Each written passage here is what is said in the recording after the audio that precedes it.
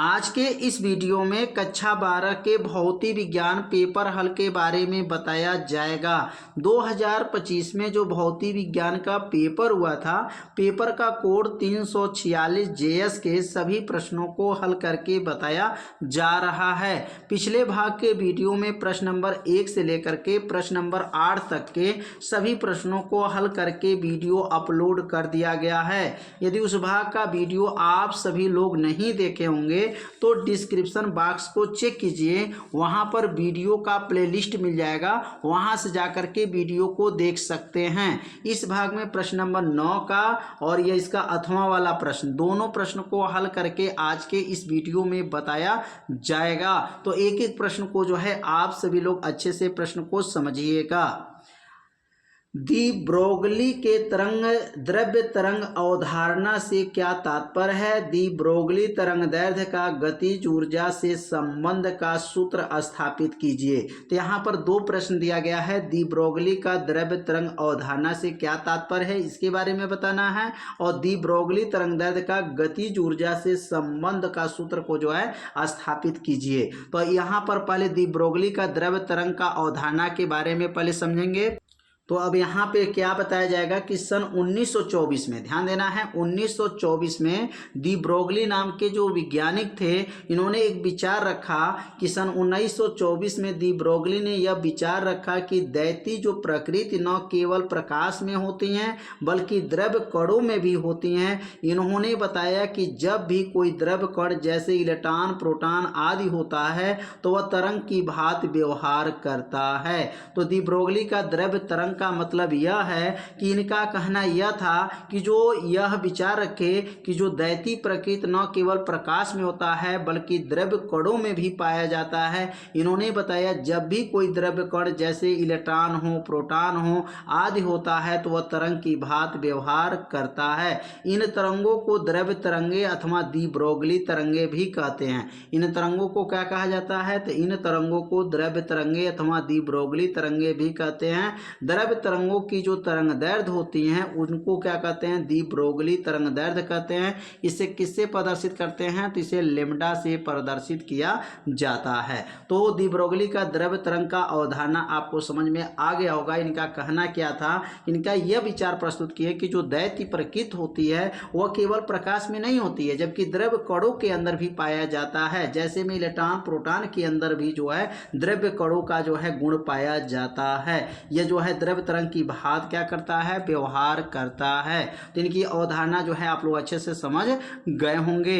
अब इस अवधारणा को चाहे तो अपने कॉपी में लिख करके इसको 2 बार पढ़ लीजिए, आपको क्या होगा? याद हो जाएगा। अब यहाँ पर एक सूत्र का निगमन करना है। दी ब्रोगली का तरंगदैर्ध्य का जो है सूत्र का निगमन करेंगे, और वो भी किसके पदों में निगमन करेंगे? तो गतिज ऊर्जा के पदों में निगमन करना है।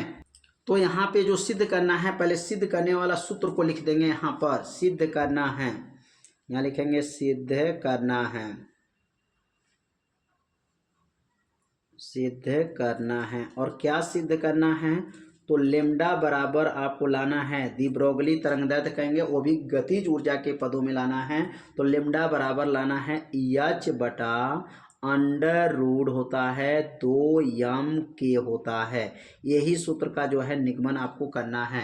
तो लिखेंगे यहाँ पर सिद्ध करना है, और क्या सिद्ध करना है? लेम्डा बराबर H बटा अंडर रूट 2m, और k का नाम क्या है? गतिज ऊर्जा है। और यहाँ पे लिखेंगे, अब यहाँ निगमन जब करेंगे तो सबसे पहले लिखेंगे दी ब्रोगली का तरंगदैर्ध्य का सूत्र क्या है? तरंगदैर्ध्य का तो लिखेंगे दी ब्रोगली का जो तरंगदैर्ध्य का सूत्र होता है वेग के पदों में, लिखेंगे दी ब्रोगली का तरंगदैर्ध्य का फार्मूला जो होता है, यहाँ पर लिखेंगे तरंगदैर्ध्य का जो फार्मूला होगा लेम्डा बराबर, अब इसी सूत्र को निगमन करके बताएंगे, एक एक लाइन को समझिएगा। लेम्डा बराबर होता है H बटा क्या होता है? H बटा m भी होता है। m भी यह किनका नियम है? दी ब्रोगली का तरंगदैर्ध्य का सूत्र होता है इलेक्ट्रॉन के वेग के पदों में है। लेम्डा बराबर H बटा m भी का नाम क्या है? गतिज ऊर्जा है। अब इसको जो है समीकरण नंबर आप 1 मान लेंगे, और यहाँ पे लिखेंगे गतिज ऊर्जा का सूत्र क्या है? तो गतिज ऊर्जा बराबर क्या होता है, तो लिखेंगे यहाँ पर गतिज ऊर्जा बराबर हो जाएगा, गतिज ऊर्जा का सूत्र होता है के बराबर होता है, के बराबर गतिज ऊर्जा के बराबर होगा 1/2 यम भी का स्क्वायर होता है।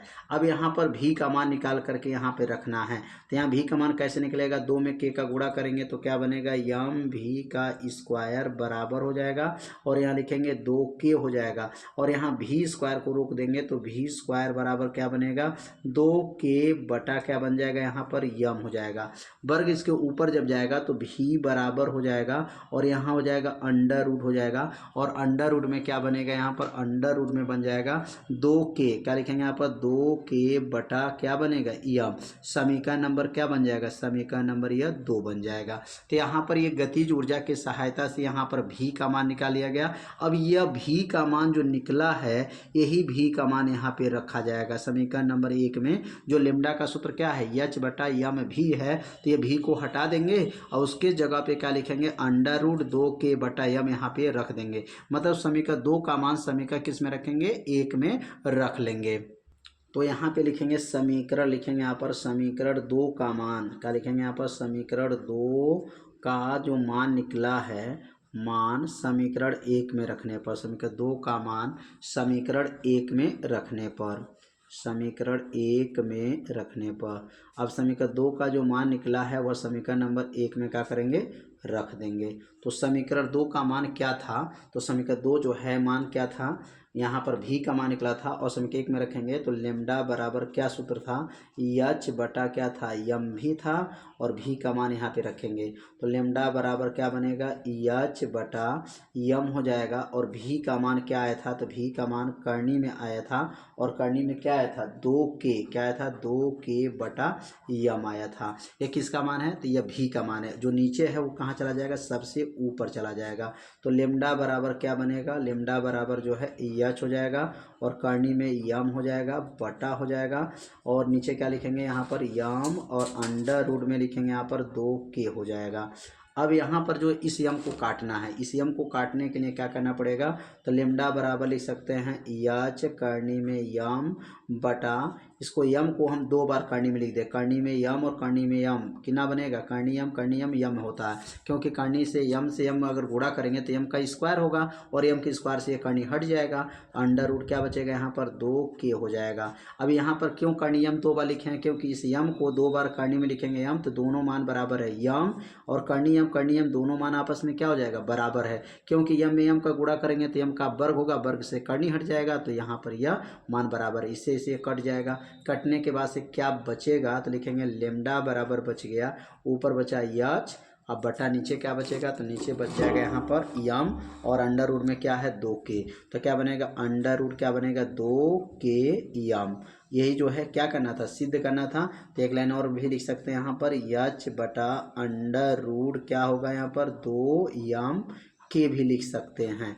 ये जो सूत्र आया किसका है, दी ब्रोगली का तरंगदैर्घ्य का सूत्र है, लेकिन किसके पदों में है, तो यह गतिज ऊर्जा के पदों में है और यहाँ पर गतिज ऊर्जा के पदों में पूछा गया है कि ऐसा जो है दी ब्रोगली का तरंगदैर्घ्य का सूत्र बताइए जिसमें गतिज ऊर्जा हो, तो लेमडा बराबर एच बटा अंडर रूट 2 यम के होता है। यह निगमन आप लोगों को अच्छे से समझ में आ गया होगा। यहाँ पे बस थोड़ा ध्यान देना है, या इस यम को अंदर भेज देंगे तो अगर अंदर जाएगा तो करनी में आपका क्या बनेगा, यम का स्क्वायर बन जाएगा, तो यहाँ पर करनी यम का स्क्वायर भी कर सकते हैं, नहीं तो इसको 2 बार लिख सकते हैं, करनी में यम, करनी यम से करनी यम कट जाएगा, बचेगा अंदर 2 यम के, मतलब यह यम बचा यहाँ पर के बचा, ये दोनों करनी को एक कोष्टक करनी के अंदर कर लिया गया। तो उम्मीद करते हैं ये सूत्र का डेरिवेशन आप लोगों को अच्छे से समझ में आ गया होगा। तो अब सीखेंगे अगला प्रश्न। अब अगला जो प्रश्न है, बंधन ऊर्जा की व्याख्या कीजिए। यदि एक नाभिकीय संलयन क्रिया में द्रव्यमान क्षति 0.3% हो तो 1 किग्रा द्रव्यमान की संलयन क्रिया में कितनी ऊर्जा मुक्त होगी। तो यहाँ पर 2 प्रश्न दिया गया है, पहले बंधन ऊर्जा की परिभाषा आपको बताना है और यहाँ पर एक न्यूमेरिकल भी दिया गया है। तो पहले बंधन ऊर्जा का परिभाषा यहाँ पे लिखेंगे, तो पहले बंधन ऊर्जा, पहले हेडिंग नोट कर लेंगे कि बंधन ऊर्जा क्या है। लिखेंगे यहाँ पर बंधन ऊर्जा का परिभाषा किसे कहते हैं। अब यहाँ परिभाषा को समझेंगे, उसके बाद एक न्यूमेरिकल दिया गया है, उस न्यूमेरिकल को क्या करेंगे, हल करेंगे। तो यहाँ पर बंधन ऊर्जा का जो परिभाषा होगा प्रोटॉन तथा न्यूट्रॉन, क्या लिखेंगे यहाँ पर, प्रोटॉन तथा न्यूट्रॉन, प्रोटॉन तथा न्यूट्रॉन, न्यूट्रॉन से मिलकर, प्रोटॉन तथा न्यूट्रॉन से मिलकर नाभिक के बनने में, नाभिक के मिलकर नाभिक के बनने में, नाभिक के बनने में जो ऊर्जा निर्मुक्त होती हैं, जो ऊर्जा क्या होती हैं, निर्मुक्त होती हैं, निर्मुक्त होती हैं उसे बंधन ऊर्जा कहते हैं। उसे क्या कहते हैं, बंधन ऊर्जा कहते हैं, बंधन ऊर्जा कहते हैं। इसे बी से प्रदर्शित करते हैं। इसे किससे प्रदर्शित करते हैं, तो लिखेंगे इसे बी से प्रदर्शित करते हैं, बी से प्रदर्शित करते हैं।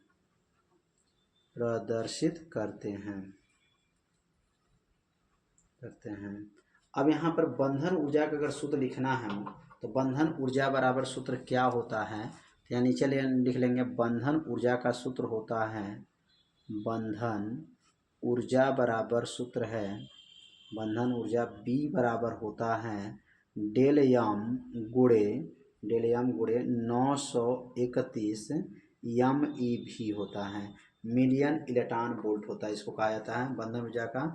तो यह B बराबर का होता है डेल यम गुणे 931 MeV, मतलब मिलियन इलेक्ट्रॉन वोल्ट होता है।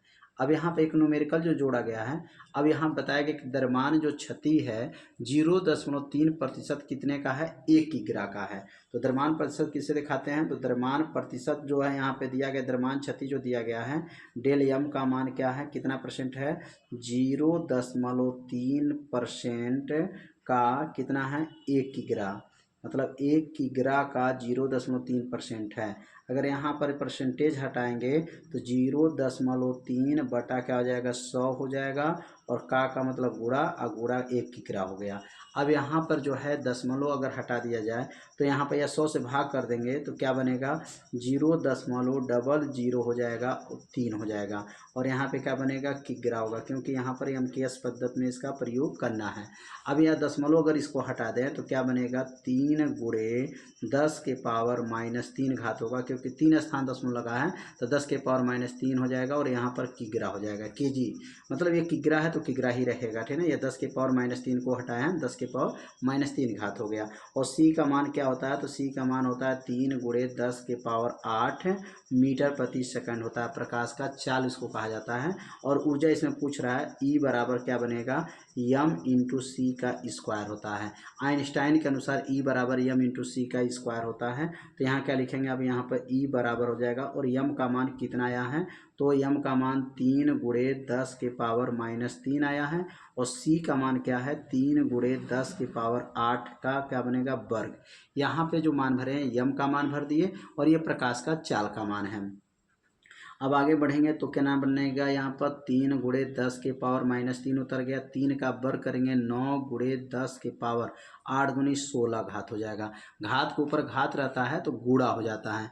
अब 9 में 3 का गुणा करिए, 9 3 क्या बनेगा, 27 हो जाएगा। 27 गुणे 10 के पावर 16 में से 3 जाएगा तो यहाँ पर बन जाएगा 13 हो जाएगा, 13 हो जाएगा। और अगर यहाँ पर एक स्थान और दशमलव घुसका दिया जाए, एक स्थान दशमलव मानक रूप बना दिया जाए, तो यहाँ का बनेगा 2.7 गुणे 10 के पावर 13 घात था, अब ये घात बढ़ गया 14 घात हो जाएगा, और यहाँ मात्रक क्या हो जाएगा, जूल में आ जाएगा, क्योंकि यहाँ पर जूल में निकाला गया है। यहाँ पर जो द्रव्यमान ऊर्जा जो दिया गया है, द्रव्यमान जो क्षति दिया गया था, जो इसमें जो ऊर्जा निकला हुआ है यह जूल में निकला है।